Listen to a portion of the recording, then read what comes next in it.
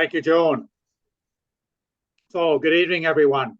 It's a pleasure for me to introduce our two guest speakers for this evening to speak about the magic of Rotary. That's understanding club culture and how to apply strategies and actions where needed for their transformations. I'm not going to read you their full bios, as you should have seen them on the district website when you registered for the seminar.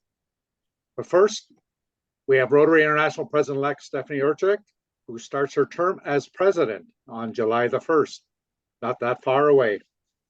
So President-elect Stephanie joined Rotary in 1991 and is a member of the Rotary Club of McMurray in Pennsylvania. She's been an RI director and Rotary Foundation trustee and has served RI in numerous capacities, including training leader, regional Rotary Foundation coordinator, and RI president's representative. As well, Stephanie was a representative to 3 sessions of the Council on Legislation and has served as chair of the Rotary Strategic Planning Committee and the Rotary Foundation Centennial Celebration Committee, as well as serving on other various Rotary committees. President-elect Stephanie has participated in a variety of international service projects, including national immunization days in India and Nigeria. In Vietnam, she worked with clubs to help build a primary school and travel to the Dominican Republic to install water filters.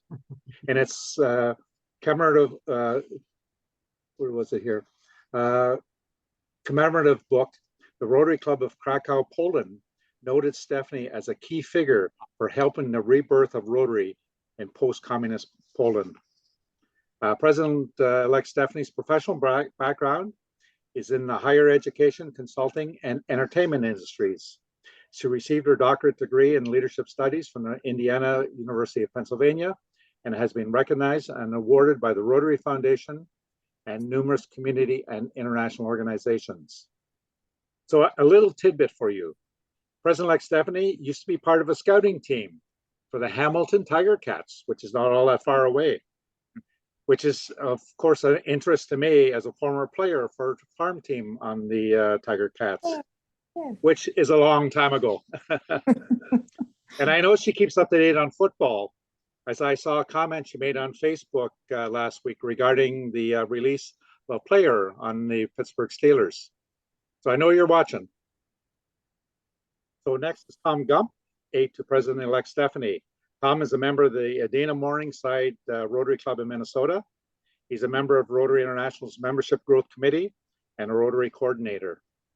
Tom is very passionate about growing Rotary membership through forming new and creative Rotary, Rotaract, and satellite clubs. He founded, co-founded, helped form and/or inspired dozens of new and creative clubs around the world. Tom also formed a Rotary Community Corps for refugees, which serves hundreds of refugees in Minnesota. He is also one of only 1,000 Rotarians in the world to be named a membership society for new member sponsors for bringing in more than 50 active members into his club, which puts him at the gold level of the society. He was also the winner of the 2021 Zone 28 and 32 Individual Membership Innovation Award for promoting new cause-based clubs throughout the world. And Tom's accomplishments have been told in the Rotary magazine and Rotary's blog, Rotary Voices. And tonight he will share with us some of his successes in attracting new Rotarians and retaining them. And I know some of you heard this that tuned in earlier, but for the rest of you, if you haven't heard, Minneapolis has now been picked for Rotary's International Convention in May of 2029. And Tom told me that he's been working for the past 10 years to get Minneapolis chosen as a convention site. So huge congratulations to him for this achievement. And a visit to put on your calendars for 2029. I know it's on mine. So President-elect Stephanie, Tom, it's all yours. Well, thanks very much, Jim. Tom and I are really delighted to be with you tonight because you've asked us to talk about something that we are passionate about. Without us even doing the presentation, I think you know that an irresistible club is one that has high energy, high engagement, and high impact. But we are going to talk with you tonight about what does it mean to be an irresistible club, and how do you go about making a Rotary Club irresistible? So to get started, one of the first things we have to do is talk about this thing called club culture. You know, Rotary clubs have a product, and the product is the club experience. When we talk about club culture, that's the atmosphere, that's the feeling, that's the collection of all the attitudes, traditions of all the members in your club. And it's what a person feels when they come into your club for the very first time. If your club is gaining members, if your club has great support of the Rotary Foundation, if your club is engaged in a lot of grant activity, if you're working in all the areas of focus and the avenues of service, then your club culture is really on target. But if things are slipping or sliding or have slipped or slid in any of those, then it may be time for a culture adjustment. So for a moment, I want you to do an exercise. Now you'll see on the screen, there's a gal there with her arms crossed. So I want you to do the same thing, cross your arms. So as you did that, some of you put your left hand over your right hand, and some put your right over your left hand. So whatever you did, switch it up and do the opposite. Not that easy. Tom, how did that make you feel when I asked you to do that differently? It made me feel very uncomfortable, kind of like when my wife makes me go to yoga class. So if changing things makes people feel so uncomfortable, why are we asking Rotary clubs to think about changing? Well, what we know, Stephanie, is that the number one reason why people leave their clubs is because of their club culture. If it's a healthy culture, they stay, they ask their friends. If it's not, they leave.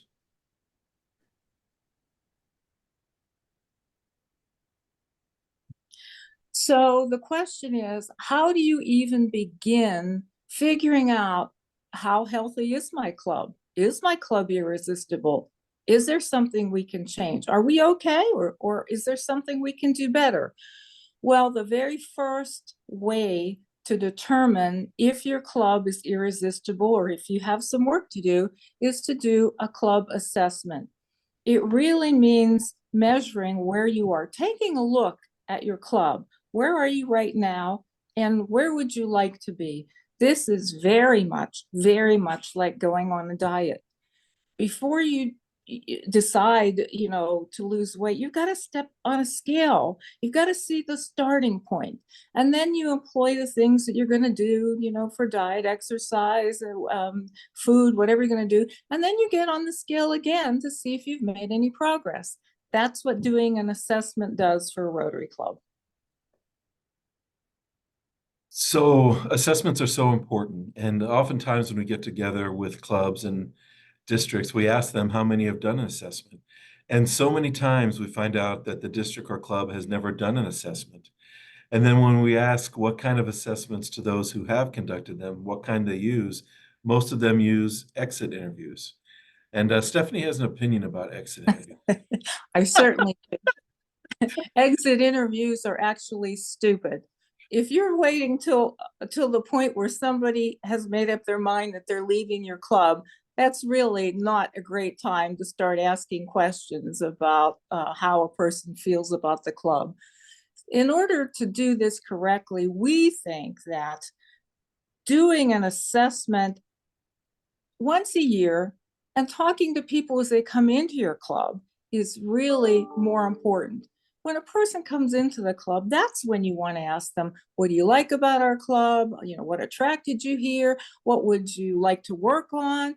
What could you tell us about yourself that we can't see on your application?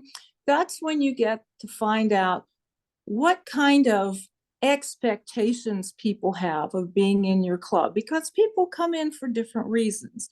Some want the fellowship, some want service right away, some want mentorship, some are looking for networking. When you find out what people want, you have a better chance then to select your speakers, your socials, your projects, and you're going to hit on something from time to time. Now, the other thing to do is to talk to the current and existing members of your club once a year. And that way, you're going to get feedback from the people while they are members. And you're going to get information that lets you understand what's the majority of your club thinking and feeling about how you're doing business. I couldn't agree with you more, Stephanie. You know, it's interesting because if we only do exit interviews, well, people may not tell us the honest answers. I mean, Rotarians are nice people. They might not tell you why they're really leaving. But even if they did, really, we don't have enough time to change that attitude or behavior before they leave. And Stephanie's right. Once a year, it's a good time because if you think about it, our culture is always changing. We have new people coming into Rotary. We have people leaving Rotary. So your culture today may be different than your culture a year from now. So Stephanie, do you want to tell them your story about the New York mayor? Yeah, some of you might be old enough to remember the New York City mayor by the name of Ed Koch. And Ed Koch was very, very fond of walking around his city and saying, how am I doing? How am I doing? How am I doing? He'd ask it in the supermarket. He'd ask it in the subway. And it was his way of trying to find out one-on-one from his constituents about his performance. And we should be doing the same thing with our Rotary Club members. We should be asking them, how are we doing? Tom, talk about the different kinds of assessments that are available. Well, Rotary has 7 different kinds of assessments. You can Google it or you can go to My Rotary and find them out. We've talked about some of them here today, but they don't have to be complicated. If you want somewhere to start from, you can take the member satisfaction survey, which is for our members. There's assessment tools for our board of directors of the clubs. But really, it's just asking them what they want in their club. You could ask them if they like when you meet, if they like where you meet, if they like your socials, if they like your service projects, if they like how you meet. Maybe they don't want to meet in person, but they want to meet online. But really, if you have a large club with 400 people, then you may have to do an electronic survey. If you don't like the surveys that you find on My Rotary, you can cut and paste them into a Survey Monkey and you can simplify the language. But if you have a small club of only 15 or 20 people, you may want to just pick up the phone and just call them. The most important thing is to find out what they want. And then when you find out what they want, if it makes sense, you need to make that change. So as soon as you do the survey, they're going to feel like they belong because you're asking them. But if you actually make some of the changes, then they're going to feel like it's their club and they'll want to stay and they'll bring in more people. And it's funny because a lot of times we get calls with the clubs having a problem. Last year, we got a call from a president of a club, about 22 individuals. And he said that half the people wanted to do away with the 4-way test. And the other half were adamant that they wanted to keep the 4-way test. So he asked, what should I do? And we told him to do a survey and then get back to us. So the survey came back and it turned out that only 2 people responded they wanted to do away with the 4-way test. They just happened to be the loudest 2 people in the club. So it felt like it was half and half. So that president was able to go back and say, we listened to you, we listened to what you said. And the majority of people wanted to keep things the way they are. So it's not difficult to do, but it's very important to do, and it's important to do it regularly.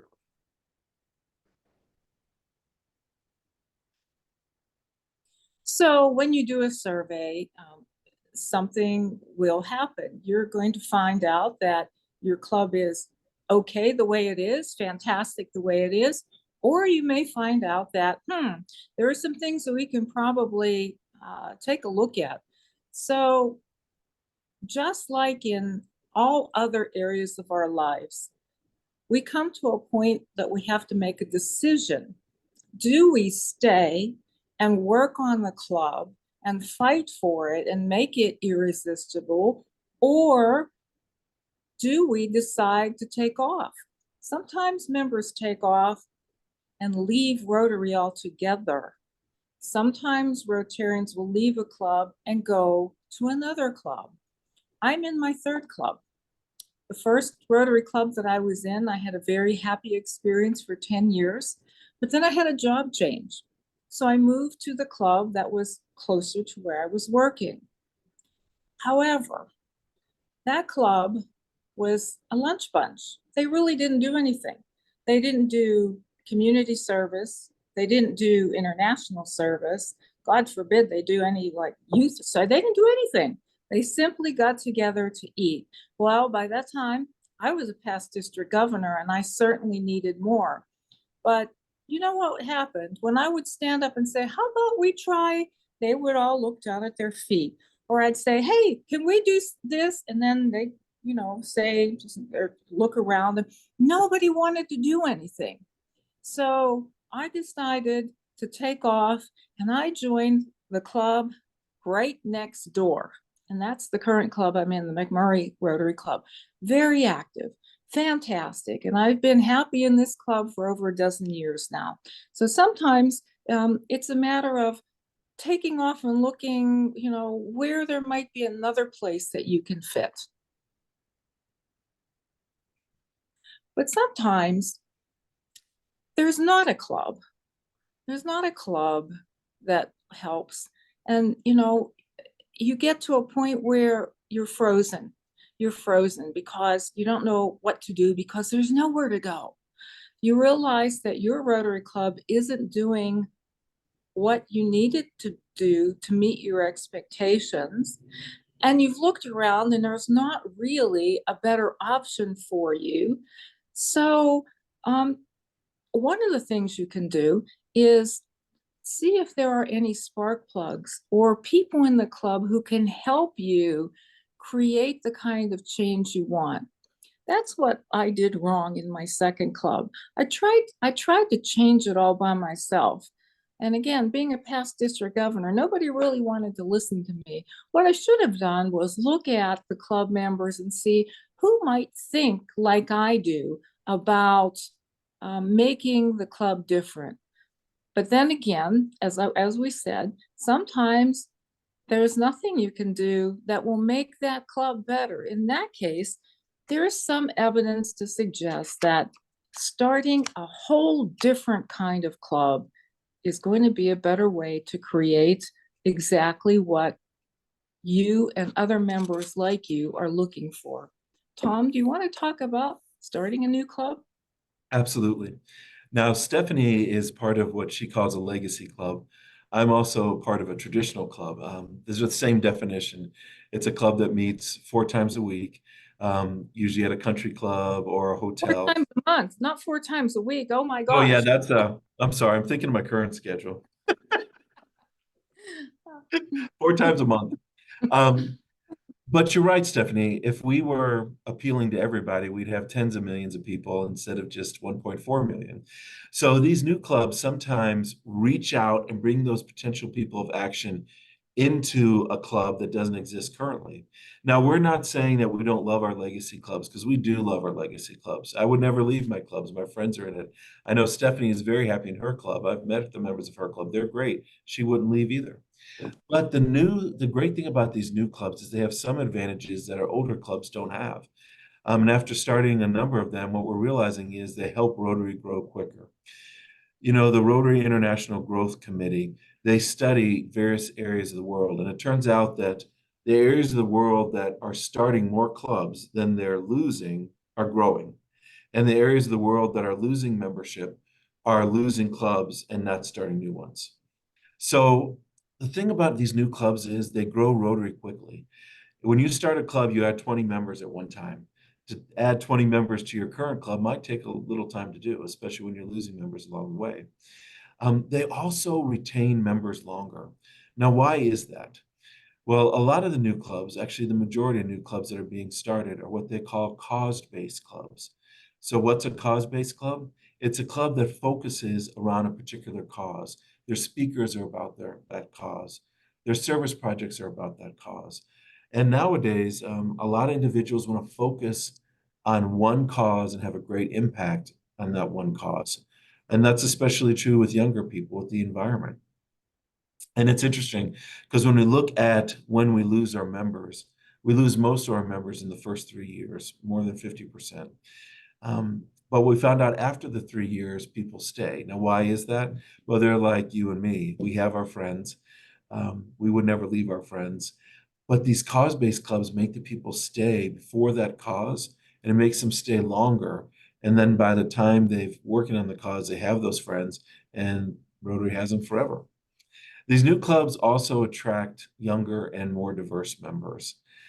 You know, we are all told in my generation we should go out and serve, and that's what I do in my traditional club. We rake leaves for those who need it. We make sandwiches for the hungry. We pick up trash along the highway. But if we go to a young person and say, join our club, pick up trash, it doesn't really go very far because, again, they want to focus on that one area they want to focus on. And I know what I'm talking about when I said more diverse members. You know, when I was district governor, we started 8 years. The year that I was district governor, we started 8 clubs. That year, we took our female percentage of membership from low 30s to mid 30s. When at the end of the year, we looked at it, we did an analysis. We did that with just 3 clubs. We did it with our Eco Club that had over 50% females. We did it with our End Human Trafficking, which was over 60% females. And then we had a club called Network for Empowering Women, and they had almost 70% females. So those 3 clubs, they moved the needle for gender equality. We don't do, because we're a US-based corporation, we don't do surveys of race, but when you go on and look at the new clubs, you can see that they're more diverse. Also, these new clubs help us reach out into the community and bring in new people. You know, it's funny, when we started the first ever club to end human trafficking, about 2 weeks after that, we were inducting a person. And after the induction, I received an email from the then sitting Rotary International president, who's now our trustee-elect, Mark Maloney. And he said that was his sister that he just inducted. And he had been trying to get her into Rotary for 40 years, 4 decades. But we just didn't have a club. She was a school teacher in Turkey, and she worked during the day, so she could only meet at night. And she didn't want to work on a bunch of different projects. She just wanted to work on that. Also, these clubs actually give us an opportunity to partner with other groups in the community. We started a veterans club. This veterans club is great. It's been going for years now, and there's about a dozen of them around the world.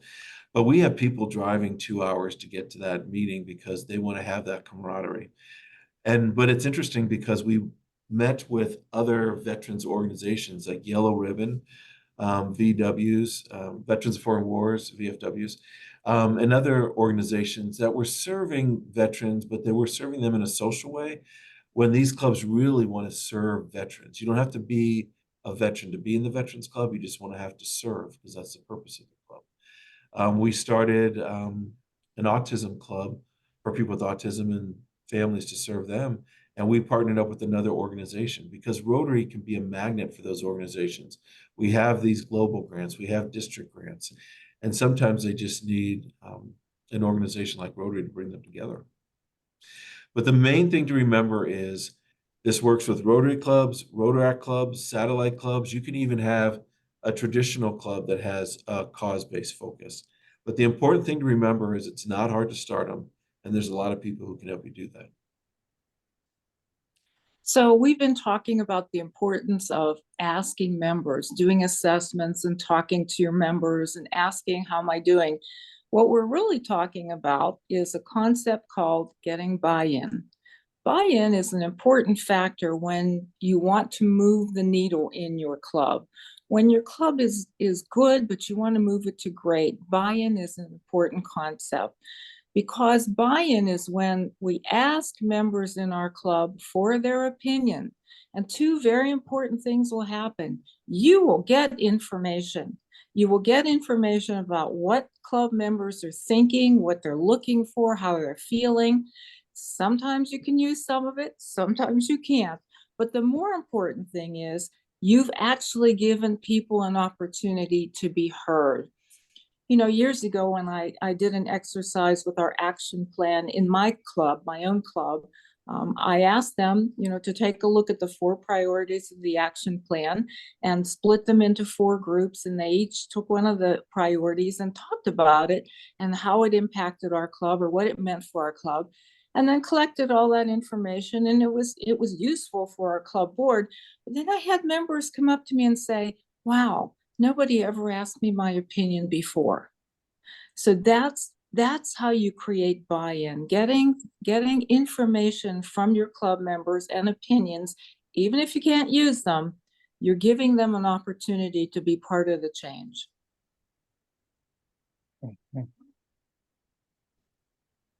Now, we mentioned earlier, you heard us talk about this term influencer or spark plug.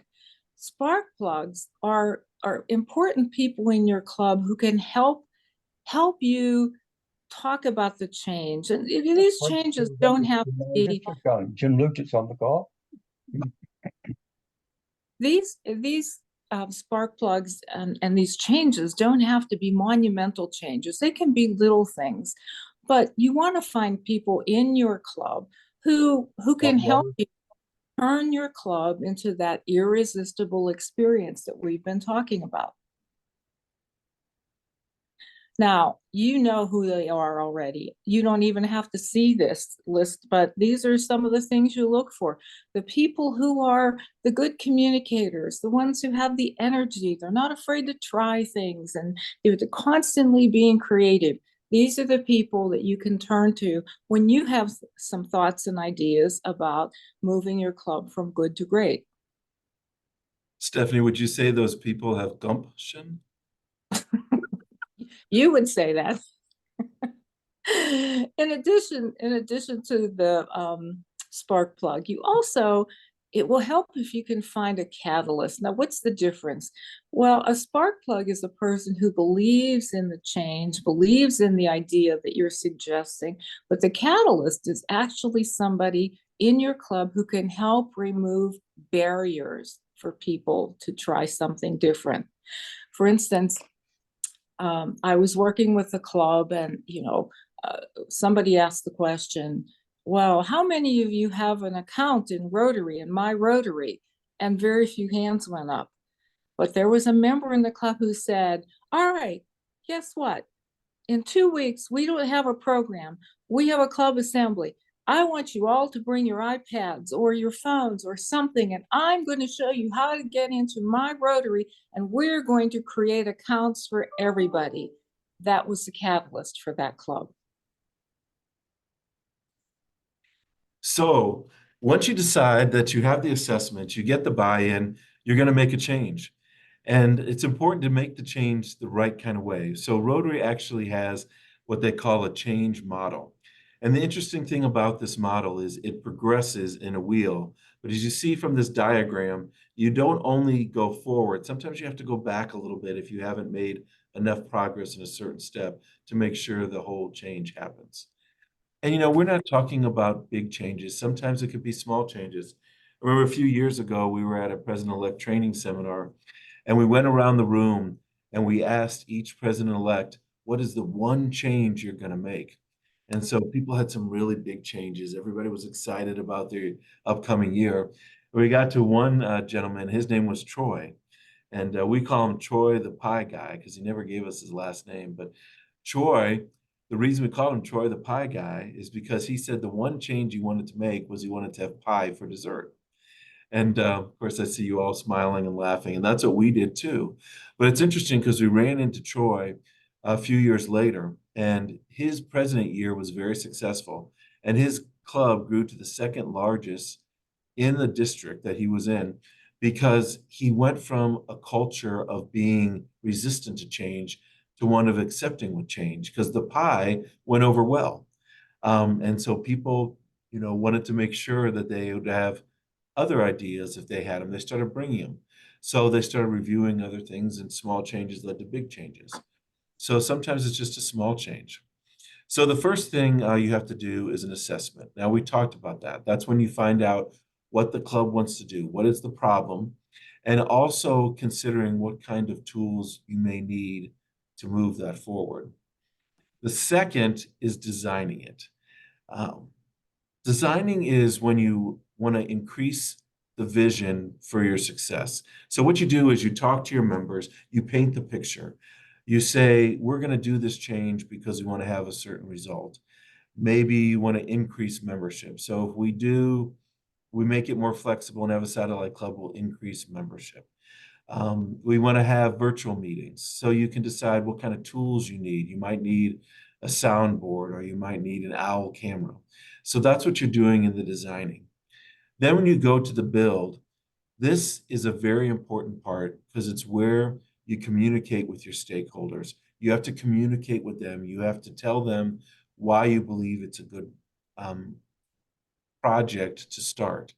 If you don't have any examples, you can look in the Rotary magazine. You can point to examples of clubs in your district or other districts that had success by making that change. So after you assess, design, and build, then you have to implement. Now, this is an important phase in which you want to make sure when you're implementing the change, don't come in too heavy-handed.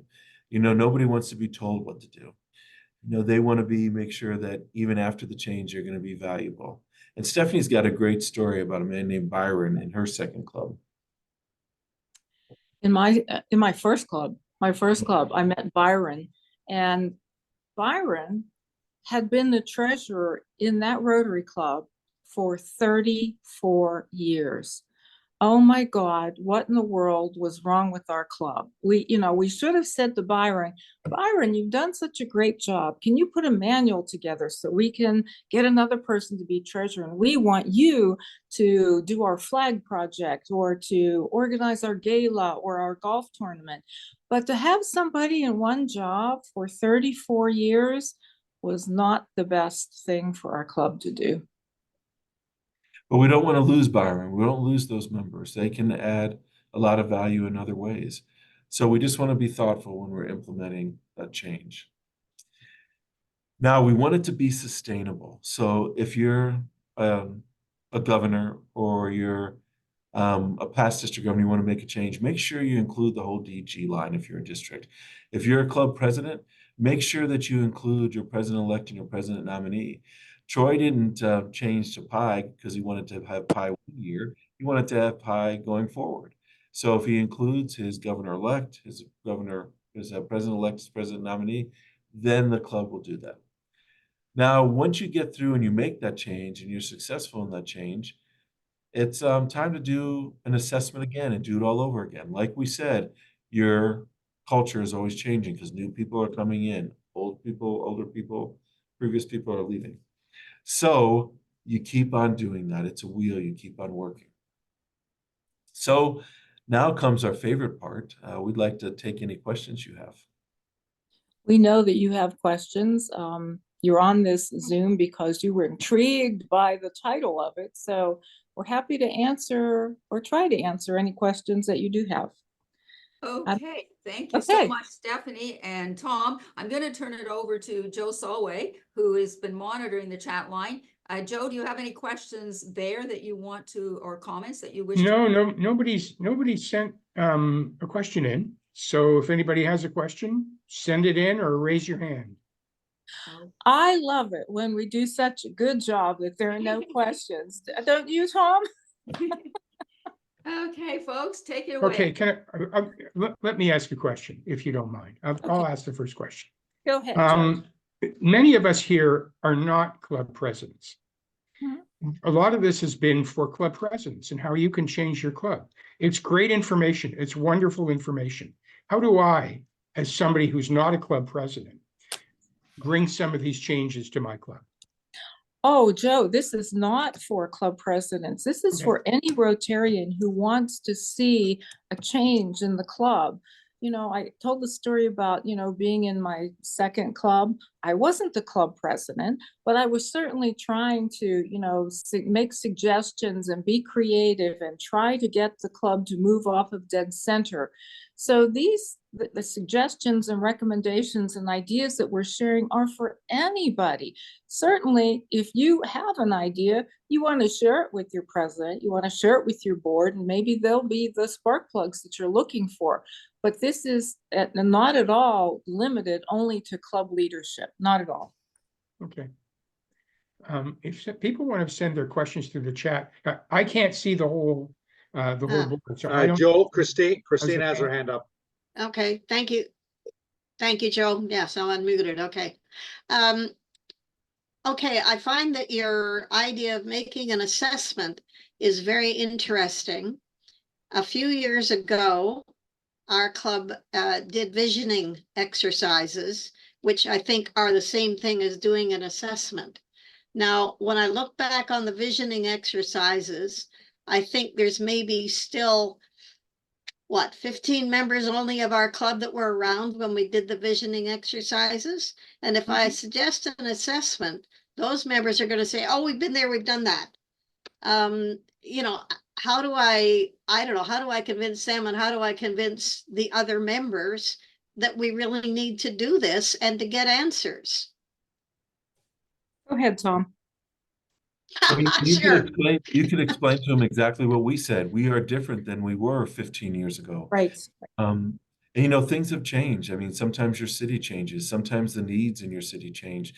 You know, so often we get in these spots where we're having the same gala every year, or we're having the same golf tournament, and every year the numbers go down in attendance. Well, that's because sometimes people want to do something different. You know, we started a Rotary Community Corps. Thank you for mentioning that in the bio at the beginning. Well, what we did was we brought 5 clubs together and we started this Rotary Community Corps to serve Afghan refugees. And our deal was that once these new neighbors of ours got established, they would join Rotary and we'd go that way. But what we found out was we were actually engaging our current members because they were tired of doing the same projects and they wanted to do this. We did things like translate the driver's manual so that the refugees can learn how to drive and get jobs.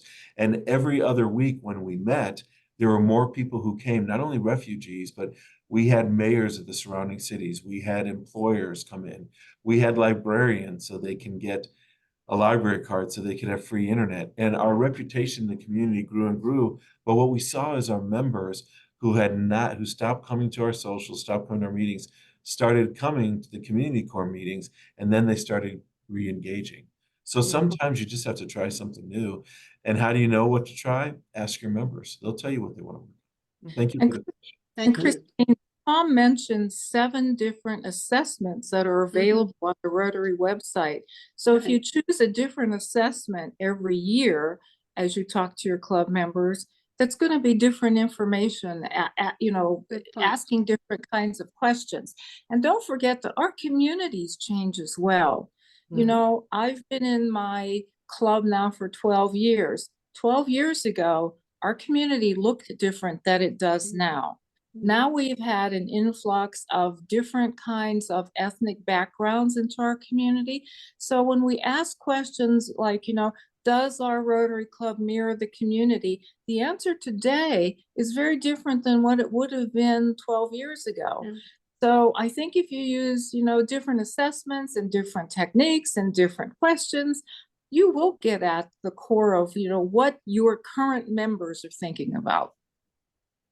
I'm going to go to Ron LaRock. Thank Ron, you. you have a question? Ron, Yes. you have a question about technology. Yes, I like the spark plug. I introduced technology to our group, things like point of sale devices for events to collect more funds, for example. Great. And give us some options because it was all cash based before. Things like hybrid meetings using technology, and everybody was excited about that. But now I find that no one actually, they even created a position called technology director, which is great. But now after 3 years, I see that there's no interest in actually replacing me. So I'm the de facto person. So that's great, but it's all relies on me. And at one point, if I'm not around, these things will fall apart. So Ron, do you have young professionals in your community?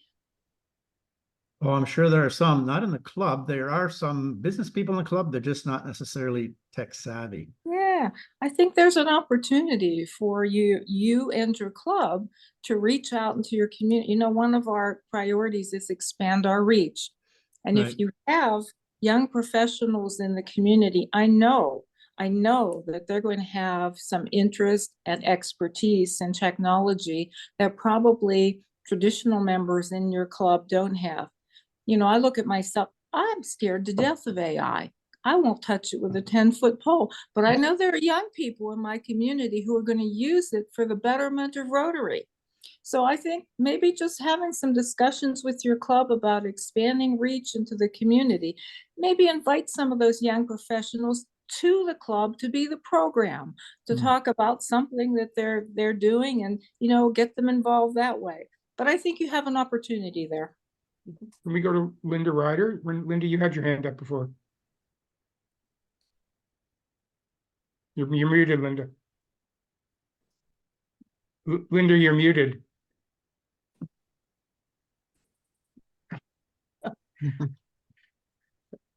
Okay, I feel like I'm back in talk radio. Oh, no, okay. Oh, there you go. Okay. I'm sorry. I had to find my head again after all these people and unmute myself. I wanted to respond to Christine, and I was honored to be part of the survey and the mission statement and every goals and what we did those few years ago. And I know there's still the 15 members there. And what I look at, it is a great database, and it's a good base to start from. I think it's a wonderful thing for her to do it again. And I know Joan's part of that club too. It'd be just a terrific look back again. And doing an assessment is not something that you do, as you mentioned, just once a year or once every 2 years. It's something you need to keep in touch with all the time. So that's all I had to say. Thank you. Great, Linda. Thanks. John Barrett, you had something you wanted to add? Yes, a couple of observations. I'm the incoming president-elect. I have been here before. This time I think I know what I'm doing. I support the survey. However, people are afraid of change. They're nervous that things are going to get worse. They're often afraid of taking a risk. And you don't always get the answer you want. The polite answers that you're kind of looking for. You get some really nasty stuff can sometimes come back to bite you. And a parting comment, as we're looking to change, I think we need to remember and respect the people over the last 70 years who built our club, put us where we are today. While we're busy trying to make changes, we need to respect those people. So let me comment to your comments. First, the only one who likes change is a baby in a wet diaper. Because we are creatures of habit. So our job really is to help people understand that trying something different may move us in a more positive direction. If it doesn't work, then you found something that you don't want to try and you just put it to them and you move on to something else. You know that story about Thomas Edison with the light bulb and how many times he had to try. So, I think it's important as leaders that we help people understand why we want to do something a little different, in the fact that it's going to move us to a brighter future. But I agree with you. People don't like change because we are creatures of habit. And then your other comment that struck with me is, you're absolutely right. The people who have been in our clubs for a long time have value as well. And we have to recognize as leaders that everybody has a certain thing to contribute to the club. There are members in my club who are very active, and as Tom said, they're going to go and they're going to do the trash pickup when we have it on a Saturday morning. But there are some members in my club who are 85 years old. They are not going to pick up trash on the highway. But when we have a need for fundraising, those are the very people who pull out their checkbook and say, I can contribute, I can donate. And that's what makes them feel a part of the club. So there's a way for all of our members to be engaged in our club. We just have to be thoughtful about making those opportunities available for them. Joan, did you have a question? Well, a couple of comments as well as a question, perhaps. I agree with what Linda Ryder said about my own personal club and what my husband just said. And I agree with you totally. People do not like change. But I do like your comment about talking to people personally. When I was president of our club, I sat at a different meal table every single week. And what I Good. learned in the social time was unbelievable. And I found out what people wanted to do. But I think we need to refocus on that. And I think telephoning or meeting coffee separately at another time and finding out is really important. And as we bring in more young people, which is happening in our club, I'm finding that's really, and I love what you said, Stephanie, the old people do their part in their way. I had a 99.6-year-old, 0.6 months, who up until the last few months was my emailer and phoner until she just got so ill and passed away. But you know, you can find jobs for them. but you have to be Absolutely, respectful. absolutely. So thank Everybody plays a part, yes. you. So thank you very much. Dominica, do you have a question? It's really more of a comment based on what I think Stephanie said about things changing, people not liking change, but sometimes things around us change. One of the biggest changes we had was COVID. We are, my club is not a very big club. We have about 25 members. My club is over 60 years old, so it's quite traditional, basically. But from the first week of lockdown, we started meeting online, and we didn't even miss a meeting. Everybody just made the change. Those who couldn't manage, you know, we sort of kept in touch with them somehow.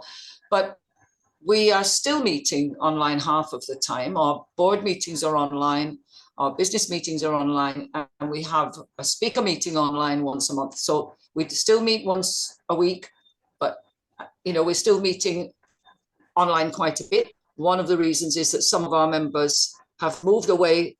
They no longer live in the Montego Bay area, and they can log in and they can take part in meetings at least twice a month, because we're still meeting online. These are people who want to remain as members of our club. They pay their dues, they support us in various ways, you know. And the other thing is that we have made the most amazing number of friends. We had a meeting earlier today, and we had visitors from India, from Uganda, from Ghana. Some of these are repeat visitors, by the way. We had a lady from Bahrain for the first time ever. Somehow she had found out from somebody that we were meeting. And we had a speaker about peace and conflict resolution who is a Jamaican. He's actually a police officer in Jamaica. But he was speaking to the whole world because the issues that he was talking about resonated with everybody on the meeting. And we will see these visitors again, you know, and it has expanded our Rotary family in a way, and our knowledge about other places. And we didn't choose to change. The things around us changed, we adjusted, you know. And the other thing is, of course, the club itself would change. When I joined the Rotary Club of Montego Bay, it was my second club, by the way. It was mostly men, a lot of older men. There were women, some past presidents were women, but now we are majority women. Many of the older members either cannot, they're no longer active because of health reasons and, you know, old age and so on. Some have died, so it's now a younger club. So issues that were contentious 10 years ago have been resolved in more recent years because there are so many people with different perspectives from the ones that were, you know, made up the majority of the club 10 years ago. So, you know, sometimes situations around us change and we adapt, hopefully, because if we don't adapt, we just will cease to exist. That's what I want to say. Thank you.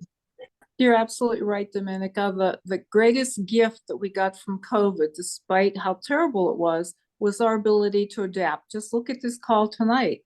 Look how international we are tonight. And it's because we all learned about how easy it is really to connect with one another. So thank you for that comment.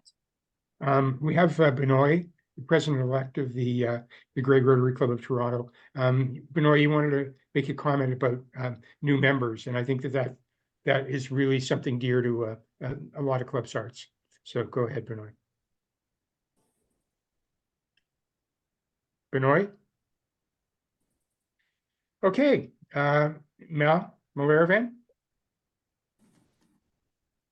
Okay, so I was just gonna talk a little bit from the perspective of, so as people alluded to before, I was an interactor, and then I became a rotaractor, and then I became a Rotarian. And now I'm currently both a rotaractor and a Rotarian, which is something you can do now, which is fancy and it's great. As a young person who always wants to get involved with more, like they say, if you give 5 hours to Rotary, you end up gonna devote your entire life to Rotary, and eventually, in some way, shape, or form, that's literally where my life is headed.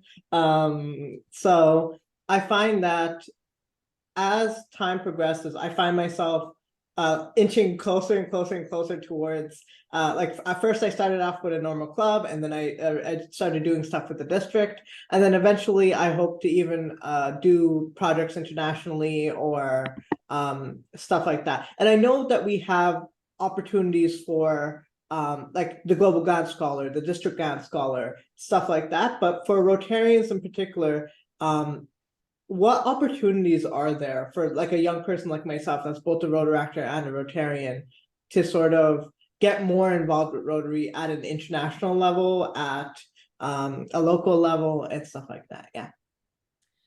Well, you know, there are international committees. In fact, right now there is a Youth Services Advisory Committee that is seeking nominations and self-nominations. So, you know, there are ways for our young professionals and our rotaractors to get involved. So one of the things that you should do is show up, be visible.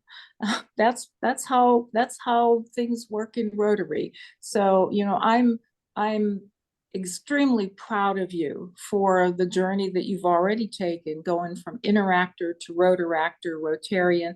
So just keep saying yes. You know, I have a mantra that life is always more exciting on the other side of a yes, within reason. It has to be moral, you know, and it has to be legal and all of that. But you know, I think about my own journey, and you know, I just kept saying yes. Do you want to be club president? Yes. Do you want to work on the foundation? Yes. Do you want to run for director? Yes. I mean, I just kept saying yes. The only time I said no was if I said no problem.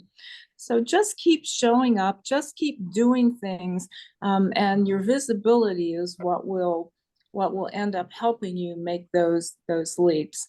It's especially true within your district, and then especially true within your zone. So just keep saying yes. That's so inspiring. And I think we have Benoit, who seems to have fixed his microphone problem. Benoit, you wanted to talk a little bit about new members, value of new members. Is it working now, Benoit? Okay. You know what he says here? He says, he's the PE for the Rotary Club of Toronto, over 100 years of tradition, members who have been in the club for 50+ years, but also younger members. He led a change management subcommittee of the board a few years ago, and they've done a number of surveys, changes, etc. Just like in business and life, there's always resistance to change, and some people are scared. But he says we need to keep readjusting as we go. The most important part of all is to involve your members right from the beginning. And I think that that's, well, you go ahead. Absolutely correct. You know, think about us as an organization. We're an organization built on tradition, but because of that, we had the same meeting model for over 100 years. Every club met 4 times a month. Every club took attendance. Every club, you know, had rang the bell and all that. And there's nothing wrong with that. But the world changed. People changed. And fortunately, Rotary changed. In the late 80s, we became gender neutral. We allowed women to come into the organization. In 2016, our Council on Legislation said, wait a minute, we need new ways for people to come into the magic of this organization. And it created e-clubs and satellite clubs and passport clubs and corporate clubs. One of my favorite things to do is to speak to non-Rotary audiences, because I say exactly that. I say, we've changed, because, you know, even though people may have heard of us, they have a perception about Rotary. They think we are Romeo, rich old men eating out. And that is not us. Look at this. Look at us. That's not who we are. And I say that. And when I say that we've changed and I talk about those things, they sit up and they listen and they have a different idea about what Rotary is. So I think as Rotary leaders, as Rotarians in our clubs and in our districts, it helps us if we go out and spread that message. You know, one of the things that I always say is that we talk to ourselves too much. Look who's on this call. Everybody on this call knows who Rotary is. It's the people who are not with us tonight, the people who are out there in our families, our friends, our associates. Those are the people who need to hear the message about this wonderful organization and how we create lasting change. Thanks for Jim, your comment. Jim, you've had your hand up for a while. Did you want to make a comment or a question? It's a comment, and it's actually maybe an answer to Ron LaRock talked about technology. So Ron, there's a brand new fellowship that was just created through Rotary called the Information Technology Professional Forums Rotary Fellowship, and I'll put the name on the chat after, and you can check it out on Facebook. So maybe talk to them. Maybe you can get a speaker or two come to your club and talk about information technology, the changes. And you just heard Benoit from Toronto talk about change management. His committee. There's lots of change happening. We have to be flexible. Mm-hmm. And I guess I'm going to plug this fellowship as well because I'm one of the co-founders. Oh. Bravo. Marguerite, you keep putting your hand up. Joe, and as well, I'm sorry. David Egan is also on there as well to follow up. Okay. After Maggie. Okay, I just wanted to make a comment to follow up with the young man who just spoke about getting involved and in RI. And I find that even for myself, I look at the fellowships that are available, and it gets me out of the box, out of just focusing on my club, but getting to know other Rotarians from different countries. I joined the tea. I love tea. And so I joined the tea fellowship. There's a coffee fellowship. There's all kinds of fellowships. And I think it helped me understand a lot about culture, different cultures, different ways of being involved in Rotary. And so I just wanted to make that comment, Stephanie, because I find that it is very, it's wonderful to have that available to us. Absolutely. And, you know, one of the things that makes me very dismayed is when I'm with a club and I ask how many people have visited another club in your district. Yeah. Very few hands go up.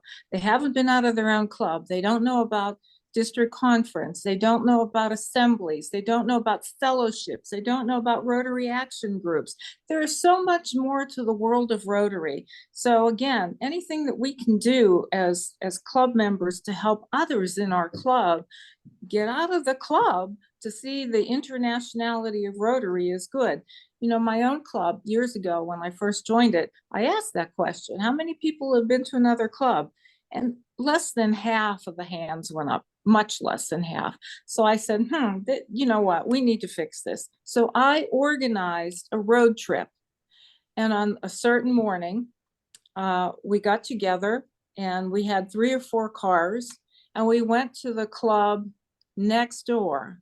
Now they were meeting in a place that had a buffet. So I didn't worry about, you know, was there going to be enough food? And we didn't tell them we were coming. So when the 15 of us walked in, that other club looked up and they looked deer in the headlights like, oh my gosh, what are they here for? They're going to take us over. It was so funny. But then, you know, we got to mix and mingle and those, you know, people got to see how that club did things. And it was just a wonderful way to get them out of the club. Thank you. I'm just going to call my own number here for a second.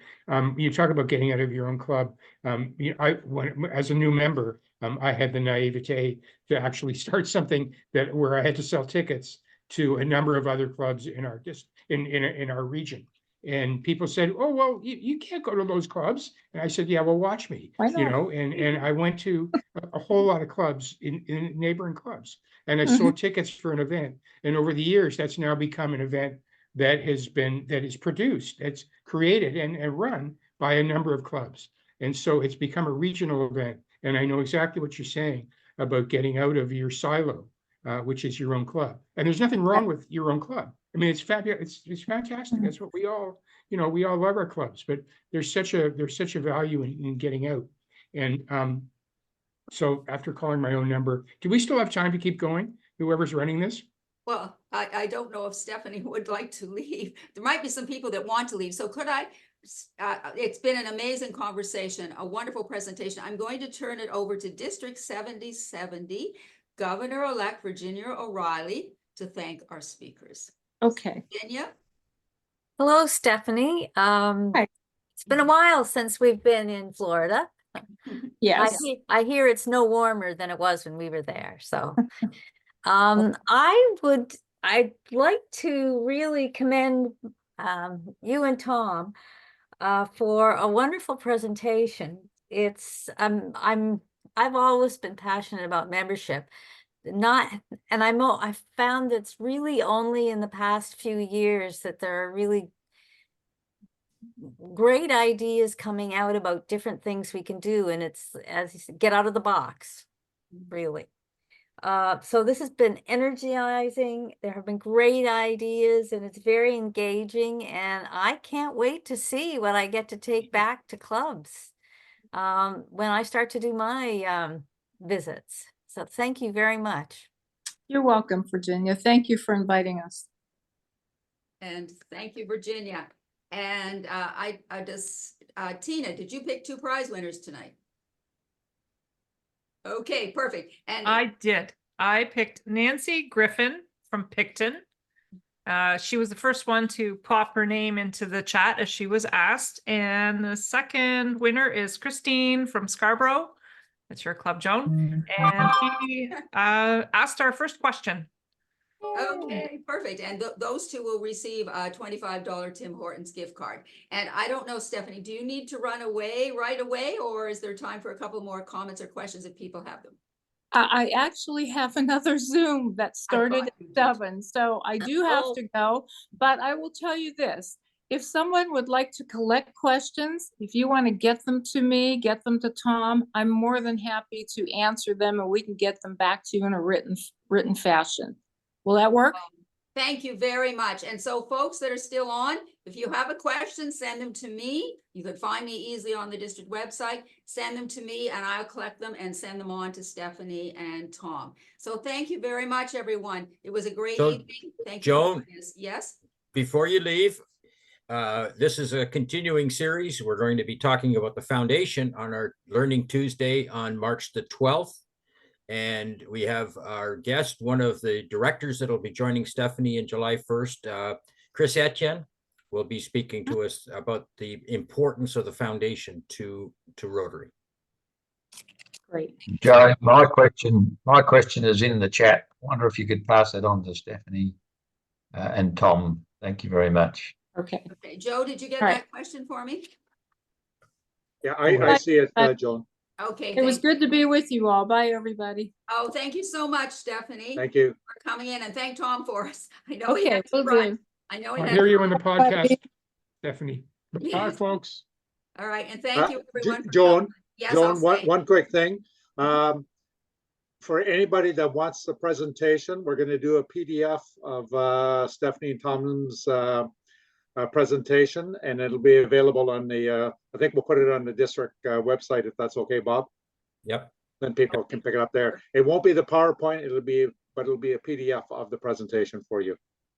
Okay, thank you very much for that comment. And thank you again, everyone. And Tina, you make sure you send me the names of, well, I know Christine and the other one, just send it along to me and I'll get those out next week when I get back from my teacher conference.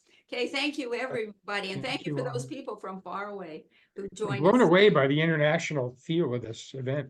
Yes. Yeah, thank you very much. Okay, thank you for joining us. Good night, everyone. Good night. Good night. Take care, everybody. Thank you all the committee who assisted. Create hope in the world. Right, and Jim, thank you especially for getting our 2 esteemed speakers. Not a problem. Thank you, Jim. This is Mominol. Thank you. Yes. Okay, thank you, Momino. Good to see you. Yeah. Mominol, how are you? Yeah, fine, thank you. I can find you through this meeting only. Yeah. Not in person. Yeah, okay. Thank you very much. Okay.